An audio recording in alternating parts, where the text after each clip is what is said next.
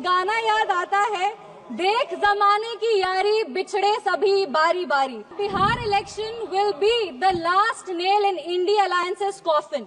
इसके बाद India alliance वैसे ही इस धरती पर से विलुप्त हो जाएगा जैसे किसी समय में डायनासोर हुए थे।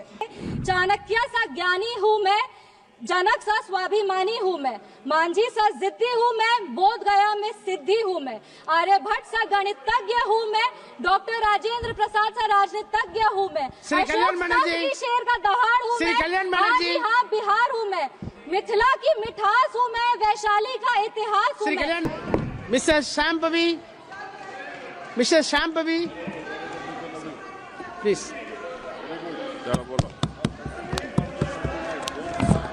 No, your turn will come from your party.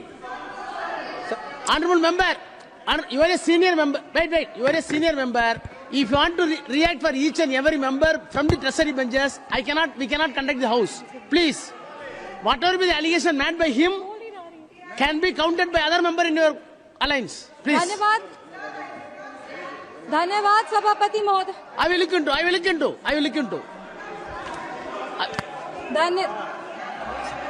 Anything unparliamentary, you tell me, please. धन्यवाद। Honorable, I will correct it. धन्यवाद सभापति महोदय। Please. धन्यवाद सभापति महोदय। आज अपनी पार्टी लोक जनशक्ति पार्टी की तरफ से इस आम बजट के समर्थन में अपने पार्टी का जो पक्ष है उसको रखने के लिए खड़ी हुई हूँ। बधाई दूंगी हमारे यशस्वी प्रधानमंत्री श्री नरेंद्र मोदी जी का और माननीय वित्त मंत्री श्री निर्मला सीतारमण जी का, जिन्होंने सफलतापूर्वक अपना 8वां बजट इस सदन में पेश किया है।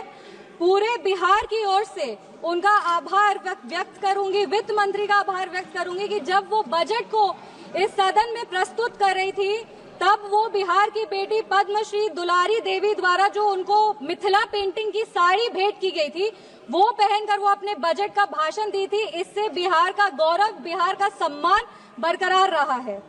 2037 तक विकसित भारत के निर्माण में सर ये बजट एक अहम भूमिका निभाएगी और सिर्फ भारत को विकसित बनाने में ही नहीं, बिहार को भी विकसित बनाने में और बिहार के विकास को एक नई गति प्रदान करने में ये बजट एक बहुत महत्वपूर्ण भूमिका में रहेगी।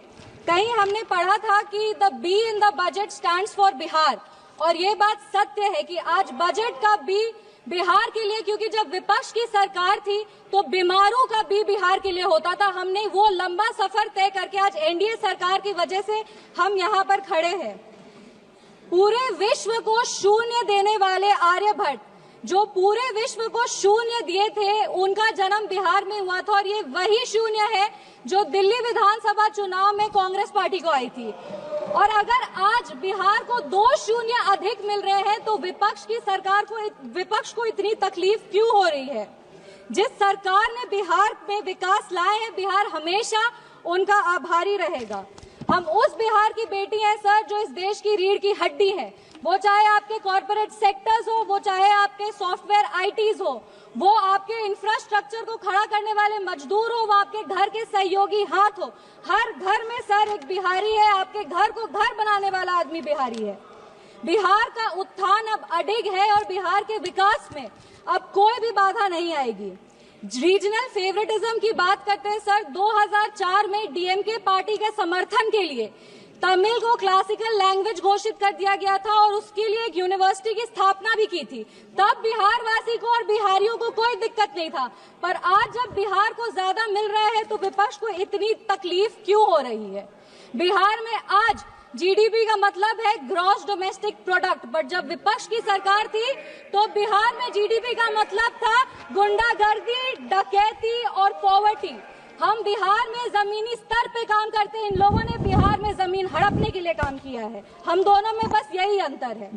संविधान विरोधी कहते हैं और नेता प्रतिपक्ष भी जब राष्ट्रपति अभिभाषण के धन्यवाद प्रस्ताव में बोल रहे थे तो जितने बार उन्होंने भारत का नाम नहीं लिया था उससे ज्यादा वो चाइना के बारे में बात कर रहे थे। और ये इनका एक ट्रेडिशन रहा है कि चाइना के मॉडल से ये बहुत प्रभावित रहते। नेशनल एडवाइजरी काउंसिल भी चाइना से प्रेरणा लेकर के ही स्थापित की गई थी। हम राहुल गांधी जी को बस यही कहना चाहेंगे, राहुल गांधी जी ज्यादा चीनी देश के लिए और सेहत के लिए, दोनों के लिए हानिकारक है। इंडिया अलायंस को देखते हैं सर तो एक गाना याद आता है, इंडिया अलायंस को देखते हैं तो एक गाना याद आता है, देख जमाने की यारी बिछड़े सभी बारी बारी। और Bihar election will be the last nail in India alliances coffin. इसके बाद इंडिया अलायंस वैसे ही इस धरती पर से विलुप्त हो जाएगा जैसे किसी समय में डायनासोर हुए थे। अगर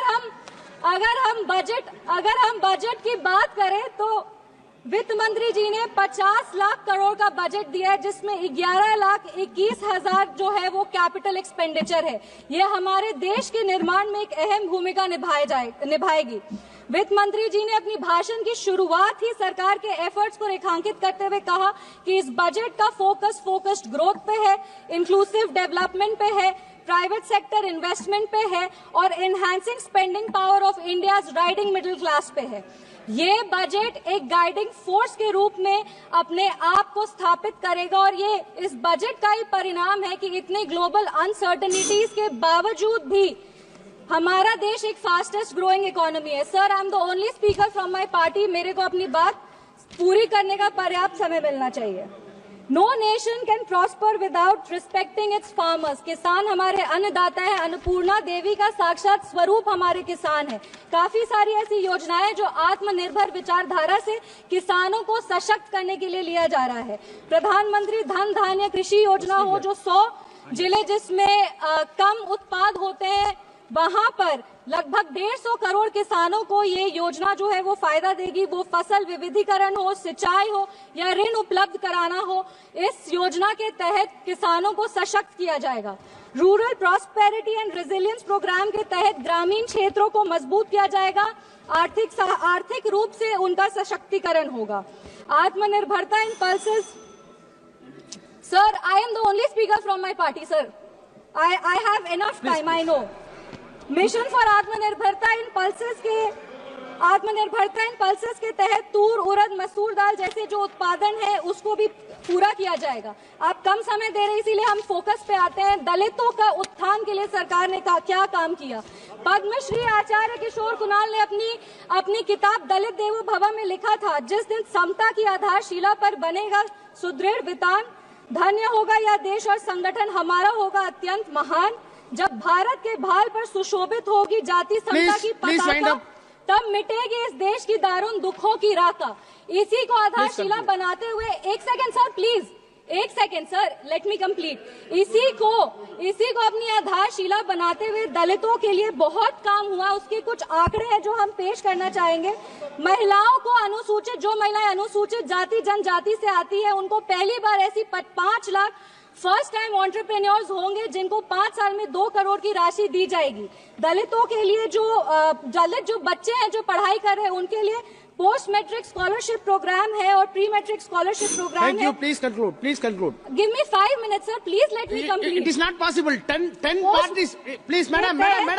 10 parties together have been allotted only 17 minutes. Already you took 7 minutes. Post matric scholarship scheme के तहत 2024 में लगभग 4.5 लाख ऐसी छात्रों को 5 करोड़ की छात्रवृत्ति वितरित की गई है और प्री मैट्रिक स्कॉलरशिप स्कीम के तहत 18 लाख छात्रों को 437 करोड़ की राशि दी गई है। सर, अनुसूचित जनजाति बिहार में लगातार जातियों को सिर्फ राजनीतिक लाभ के लिए इस्तेमाल किया गया था जब विपक्ष की सरकार थी। इंदिरा गांधी जी बेलची गांव गई थी हाथी पे चढ़कर, उसके बाद भी उन्होंने सिर्फ और सिर्फ उनके लाभ के लिए दलितों को प्रताड़ित किया गया। जब लालू यादव जी आज समाजवाद पे बहुत लंबे भाषण देते हैं, पर ये बात सत्य है कि अगर सबसे ज्यादा दलित को प्रताड़ित किया गया था तो वो उन्हीं की शासनकाल में किया गया था। हम अपने राष्ट्रीय अध्यक्ष श्री चिराग पासवान जी का आभार व्यक्त करते हैं जिनके प्रयासों सर 5 मिनट्स जिनके प्रयासों के वजह से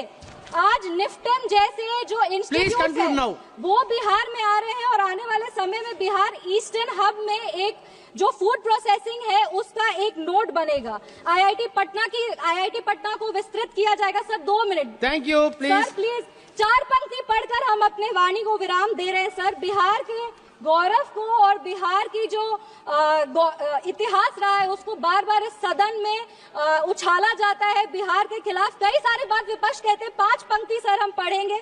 चाणक्य सा ज्ञानी हूं मैं, जनक सा स्वाभिमानी हूं मैं, मांझी सा जिद्दी हूं मैं, बोध गया में सिद्धि हूं मैं, आर्यभट्ट सा गणितज्ञ हूं मैं, डॉक्टर राजेंद्र प्रसाद सा राजनीतिज्ञ हूं मैं, श्री कल्याण बनर्जी की शेर का दहाड़ हूं श्री मैं, कल्याण बनर्जी हाँ बिहार हूं मैं, मिथिला की मिठास हूं मैं, वैशाली का इतिहास हूं श्री मैं, कल्याण बनर्जी मगध का sir nothing will go on record except Magadh Kalyan का बनर्जी साम्राज्य